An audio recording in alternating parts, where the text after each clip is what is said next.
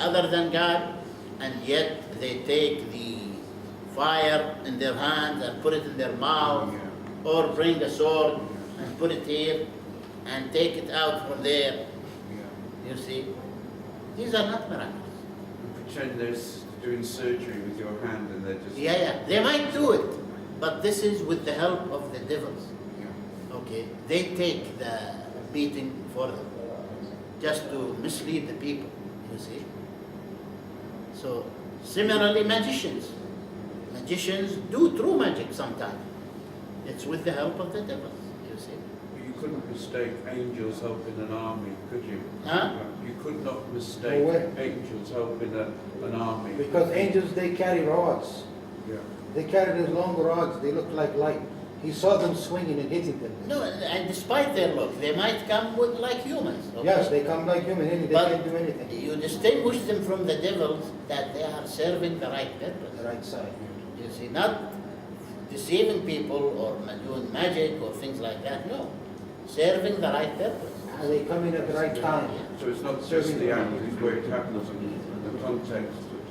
Yeah, the context, the meaning is important. If somebody was, let's say, not going on the right path in his Yeah. life, would it be possible for God to interfere on that person's behalf, for him to show him miracles, for him to be able to Yeah, a lot of strengthen his faith? people had that. A lot of And people. you should never say, would it be possible for God? Yeah. This is a bad statement. Satan wants to trick your mind. Would it be, it is possible for Allah subhanahu wa ta'ala to do anything. It is possible for, if you want to know a story, when Rasul sallallahu alaihi wasallam went to the heaven to see God, just the horse flapped the wing one time, okay? And it's go up all the way with one flap to the first heaven. So it's better than a rocket. This is what you have to understand, that Allah. I have a great grandmother. Before I was Muslim, she told me, she said, I swear one time we were sitting in the porch in the evening and the sun going down, and I saw a horse with wings. I said, a horse have wings? Can't be. 20 years later I became Muslim. I read about Allah subhanahu wa ta'ala has horse with wings. See? So you can never say what Allah subhanahu wa ta'ala cannot do. But sometimes we use words like you, and it's our, you know, it's the way we talk in our culture, and we've got to strip that away because that in itself is a barrier. You know, when you let so-called science or logic get in the way, when it's not really any such thing, you still say it. You know, you don't really mean it in its fullest sense. Everything is It's possible. very difficult. If know, I you think taste Islam, we make mistakes. if you taste the apple, you know it's an apple. Yeah, absolutely. Same with Islam. If you taste Islam, you know it's Islam. If you learn to make wudu, if you learn to read Quran, if you learn to pray, if you learn to fast, you will taste Islam. But what I'm saying is sometimes we say things and we know in our heart that what your explanation of, you know, we shouldn't say, and we can learn from that. But when we said it, we weren't arguing against you. We just weren't expressing ourselves very well. I mean, you know, it's just terminology, and that's what this is what we've got to strip away. And we're learning about Islam, but we've also got to get rid of the unconscious things that are barriers. And it is There are a lot of superstitions, Yeah. you know, around. And in Islam, the main thing is the reality, not the miracles and things like that. Yani the normal thing, the main thing is the reality. Yes. Yani you prepare yourself for the enemy. You go and search for earnings and do the right thing, you know. You don't wait for miracles. You don't wait for the heavens to shower gold on you, you see. But you're right, you said exactly the right thing, and we've got to learn from that and realise that sometimes we say stuff that, you know, is an insult to God, Right. even though we didn't mean You didn't know it, yes. No, exactly. That's why you have to taste Islam. Because he didn't know No. that he shouldn't Right. say that. He's saying that innocently. Yeah, exactly, yeah. But he should understand that when he wants to deal with Allah is beyond infinite. You've done Beyond us a favor. infinite. Or So, he meant it in another way. in another way, yes. So he has to understand, you have to follow Rasul. Because if you don't follow Rasul, you will make innocent mistakes. Yeah, I understand. Some innovators say that Allah on the Day of Judgment can take the most mischievous people on earth who were doing all kinds of bad things and kufr and sins and put them in the highest position in paradise. And Allah can take the most obedient people faithful, obedient people and put them in hellfire. Okay? This is not true. Allah is just, Allah is wise, Allah is merciful. Okay? So, it's not just because Allah can do anything that you assume He does weird things, you see, or unjust things, you see. So this is a deviation that they have in their books. It's not true. They say because He is Allah. Okay, He does things for no purpose. Huh? For no purpose, they say. Said there were a lot of people who received these miracles, maybe they were not rightly guided, but Allah interfered and showed them these miracles. Yes. Were there any people this day and age, or even before, who actually revealed that to people saying, I received miracles from Yeah, Allah? many have seen. And were they accepted most of the time? Or No, sometimes it's true. What happened to them is true. Okay? And some of it might be imagination or something, but a lot of times we see true miracles happen to people. You see? Until you taste Islam, as a new Muslim, until you taste Islam, you will find difficulties. So it's very important that you keep the company of somebody like Sheikh Farsi, or somebody who's can teach you how to make the salat and how to read the Quran. Until you taste Islam and ground yourself in Islam. Jazakallah khair. I have a question about hell itself. Hell, I prefer to install. Does hell exist today? Will it Yeah. exist? The Prophet saw it when he went up. Yes. He saw hell Yeah. in front of him. He saw it. He saw paradise and he entered paradise.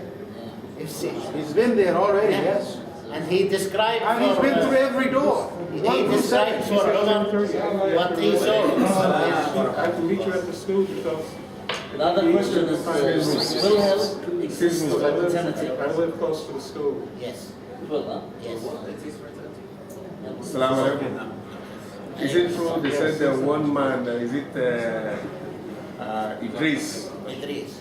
that he entered paradise and he refused to come out again? He stayed there, he remains there. It's not true. Paradise Okay, I'll is one of a kind. It's not nothing like it. Only the martyrs. In the Paradise is a place that you will not even feel any sorrow, any mischievousness, any pain, any sickness. This by itself is paradise. How about the material things that are in there? You see? We enjoy the material world as a paradise here. Here one is cannot compare satisfied if he is in no pain at all, and everything is there, and the minimum thing is there, and he no worries, no pain, no fear, nothing. In paradise you have this for granted. Okay. You don't spit in paradise because spitting is dirty. You don't. You don't go to toilets. So paradise is something which, if someone understands it according to Quran and Sunnah, This is what I hear, that He will fight for it. Idris, you know Idris, they said he entered paradise no, and no, that's not. There are a lot of stories here and there, not true. Sheikh, about the people who are rewarded 50 times more than the Yeah. Sahaba. Maybe not us. This is maybe some people by the end of the. Why not us? The hadith mentions that though they are people who will be seeing a book, which is Quran and the Sunnah of the Prophet, and following it. You see, while you companions, you have witnessed this revelation and saw the miracles, but they didn't see the miracle and they did not witness the revelation. All they saw is a book. They believed in it and followed it. As Allah SWT said, I will lead some people back to me, they cannot see, Yeah, blindly. right. So now we fit this description. Yes, Why we do not? not see anything, we follow open heart. This is another meaning. The brother is asking about another hadith where the Prophet ﷺ mentions about the companions that if one of them would spend this much grain or wheat for the sake of Allah, it will be rewarded more by Allah than if one of you spends a whole mountain of gold. You see, that's what he's referring to. Why? Because of something else. That is the great surety and faith and sincerity in their hearts at that time. And we have the minimum of all those. Yes. We don't have Maybe the because of- amount of faith that they had at that time, you see. They were so faithful that one of them would put himself like this in front of the Prophet ﷺ when all the swords are coming like here, here, here. He takes everything, you know. And he worries about nothing. You see. Salama. A woman in the Salama. Battle of Uhud, Salama. Salama radiallahu anha, she took 70 swords and spears and things like that, and she was standing like a mountain, a rocket, in front of the Prophet ﷺ. This is one of the incidents which you cannot even imagine. How could a woman do this? SubhanAllah. So this is the point. The point is that the variation here is according to faith, but the variation here is something else. You see? Of course, maybe because of the effect. Huh?